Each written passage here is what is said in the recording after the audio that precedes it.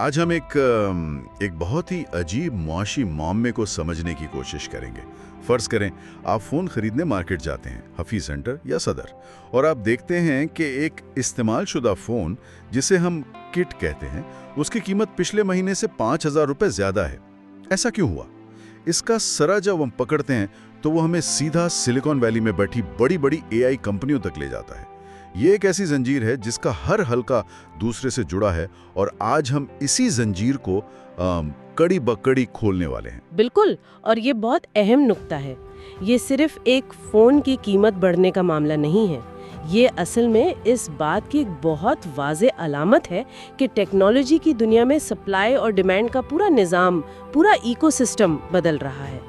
हम एक ऐसी तब्दीली के दहाने पर खड़े हैं जिसके पीछे गहरी मौशी और तकनीकी वजूहात हैं। ठीक है, तो आइए इस मुम्मे की पहली कड़ी से ही शुरू करते हैं।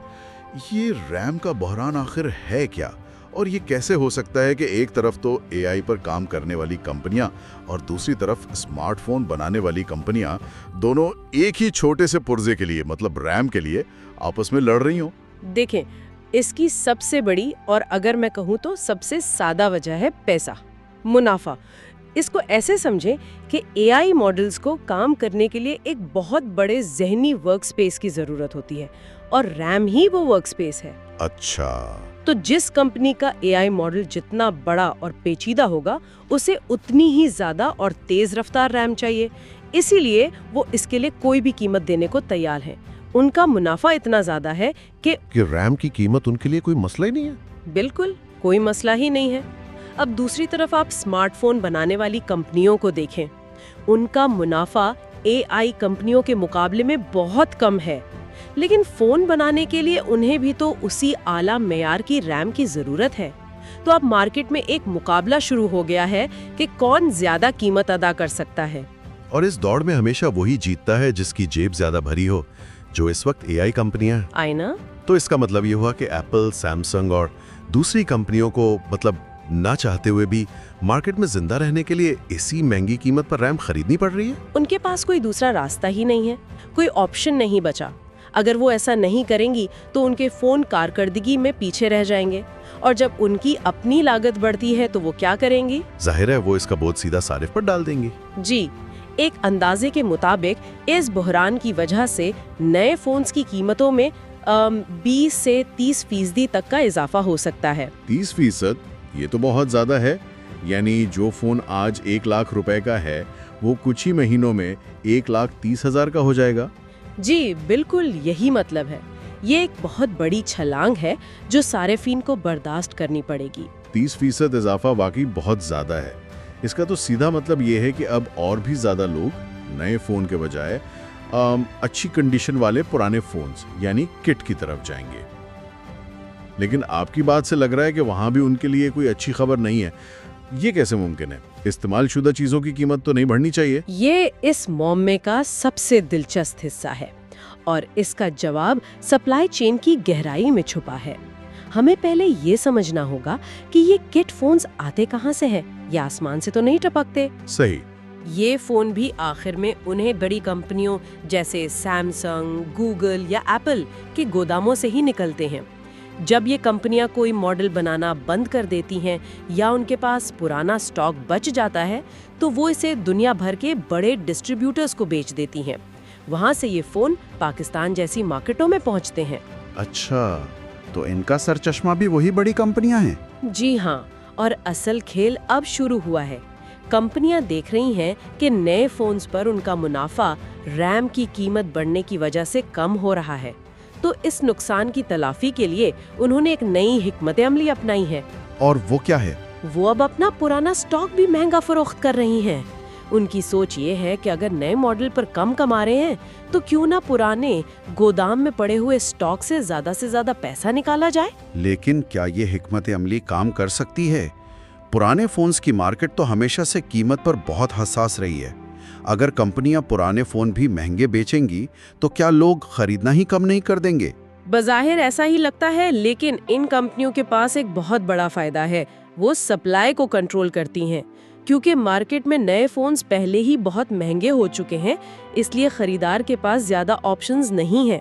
वो जानते हैं कि लोग फिर भी इस्तेमालशुदा फोन ही ढूंढेंगे।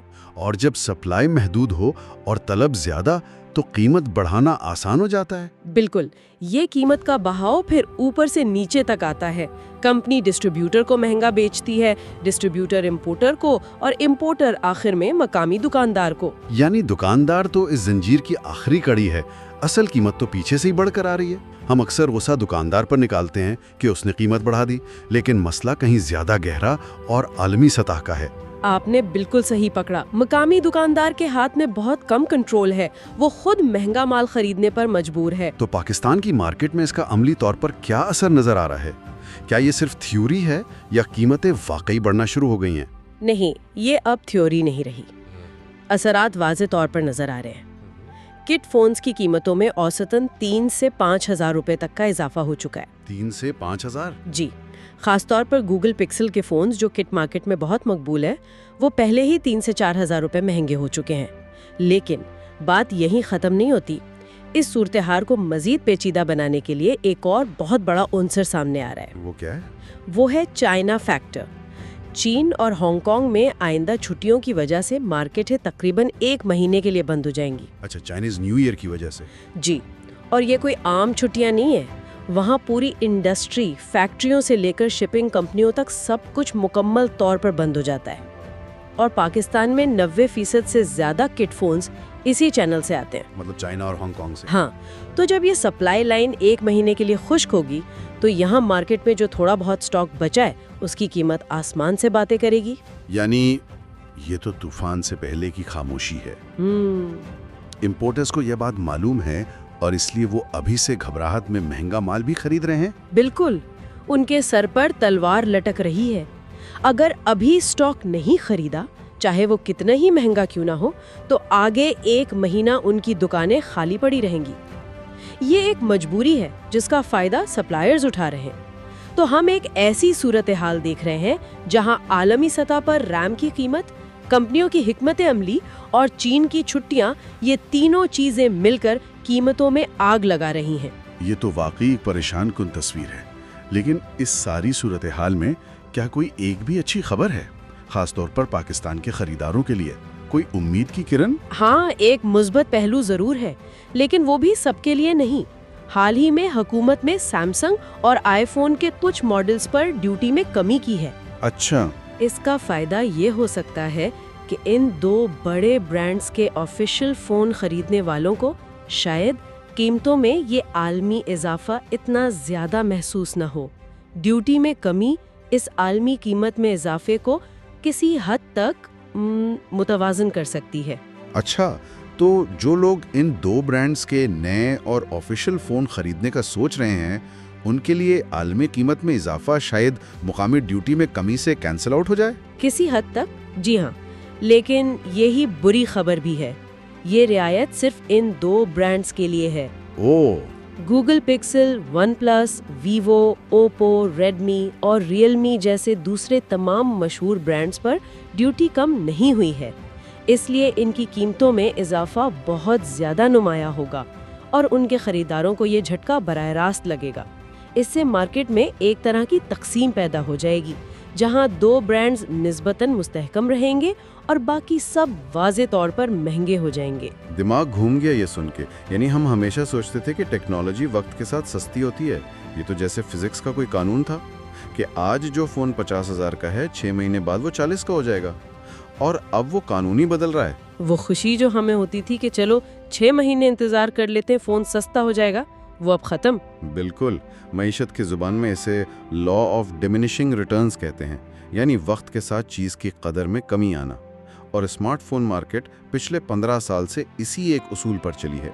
ये आलमी सतह पर पहली बार हो रहा है कि स्मार्टफोन्स की कीमतें वक्त के साथ कम होने के बजाय बढ़ रही हैं। ये तो खरीदारों और दुकानदारों दोनों के लिए एक बहुत बड़ा झटका है। जी, दोनों के लिए। दुकानदारों का भी यही ज़हन बना हुआ था कि पिछले महीने अगर कोई फ़ोन ख़रीदा था तो इस महीने वो कुछ सस्ता मिलेगा। अब जब वो खुद महंगा खरीद रहे हैं तो उन्हें आगे महंगा बेचना पड़ रहा है और ग्राहक का गुस्सा भी बर्दाश्त करना पड़ रहा है। तो इस नई और गैर यकीनी सूरत हाल में एक आम खरीदार क्या करे? जिसे फ़ोन की ज़रूरत भी है, लेकिन वो इस महंगाई की चक्की में पिसना भी नहीं चाहता। आपका क्या मशवरा है? सबसे अहम मशवरा तो ये है कि घबराहट में आकर जल्दबाजी में कोई गलत फैसला ना करें। जब मार्केट में कीमतें बढ़ती हैं तो अक्सर दुकानदार कम मयार का या मरम्मत शुदा स्टॉक भी बेचना शुरू कर देते हैं। सस्ता फ़ोन अक्सर किसी न किसी मसले का शिकार होता है। मसलन उसका ग्लास या बैक तब्दील शुदा हो सकता है, या स्क्रीन पर हल्के धब्बे हो सकते हैं जो शुरू में नज़र नहीं आते। यानी 4-5 हज़ार रुपये बचाने के चक्कर में एक बड़ा नुकसान हो सकता है। बिल्कुल। मैं आपको एक छोटी सी मिसाल देती हूँ। पिछले हफ्ते ही एक साहब आए थे। उन्होंने कहीं से 5,000 सस्ता फ़ोन तो ले लिया, लेकिन उसकी बैटरी हेल्थ 70% पर थी। अब वो 10,000 रुपये लगाकर नई बैटरी डलवा रहे हैं, तो बचत के बजाय उल्टा नुकसान हो गया। ओहो। इसलिए मेरा मशवरा है कि सब्र से काम लें, मार्केट पर नज़र रखें, सिर्फ एक दुकानदार की बात पर भरोसा ना करें। 2-3 जगह से कीमत और फ़ोन की कंडीशन चेक करें, तहकीक करें, और जब आपको कोई वाकई अच्छी और मेयारी चीज़ मिले तभी खरीदें। पैसे जोड़कर फ़ोन लिया जाता है, उसे किसी ख़राब चीज़ पर ज़ाया नहीं करना चाहिए। तो इस सब का क्या मतलब है? अगर हम इस पूरी गुफ्तगू का खुलासा करें तो हम कह सकते हैं कि सिलिकॉन वैली में एआई की जो भूख लगी है, उसने रैम का एक आलमी बहरान पैदा कर दिया है। ये बहरान समुंदर पार करता हुआ न सिर्फ नए बल्कि पाकिस्तान में इस्तेमाल होने वाले पुराने फ़ोन्स को भी महंगा कर रहा है।